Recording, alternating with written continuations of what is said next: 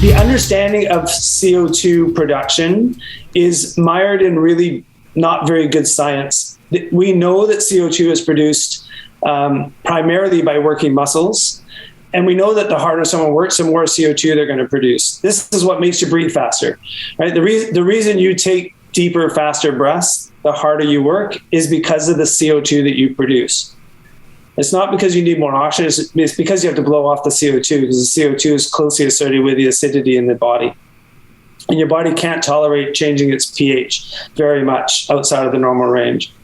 So you blow off more CO2, and the challenge is that historically people have used two very simple mathematical equations to estimate the amount of CO2 that's going to be produced and whether that comes from sugars or from fats.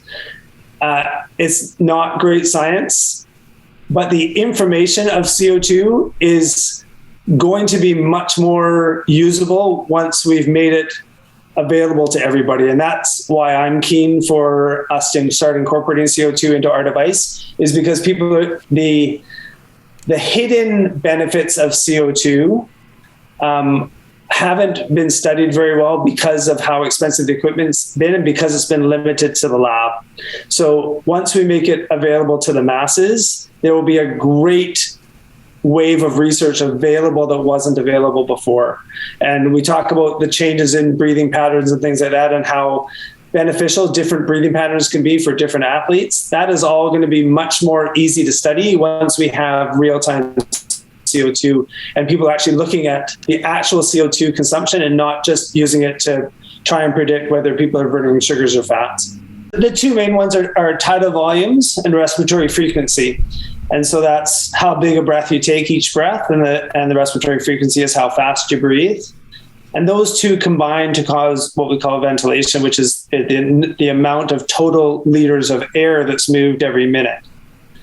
And then from that data, we pull how much oxygen is consumed by comparing the inhaled gases versus what's exhaled. And at sea level and room temperature, you breathe approximately 21% of the air that you breathe in is oxygen, and you breathe out somewhat less than that depending on how hard you're working and how fast you're breathing, and a sort of a fairly complex mix of combination of intensity versus ventilation. And then that difference in what you breathe in versus what you breathe out becomes the oxygen that's consumed. And so it's a fairly simple measurement. It's really complicated how it gets there, and it's complicated what happens in the body to produce that difference in oxygen. But the actual mechanism of measuring VO2 is simply that. It's measuring the amount of air that's moved and the difference between the oxygen that's coming in and the oxygen that's going out, and then quantifying that. So those are the four big numbers: respiratory frequency, tidal volume, ventilation, and then oxygen consumption per minute. Hi there, I'm Peter O'Brien, CEO of VO2 Master, here with Andrew Sellars, Chief Science Officer, and we're here to discuss all things VO2 Master and human performance related. Welcome to the Physical Performance Show.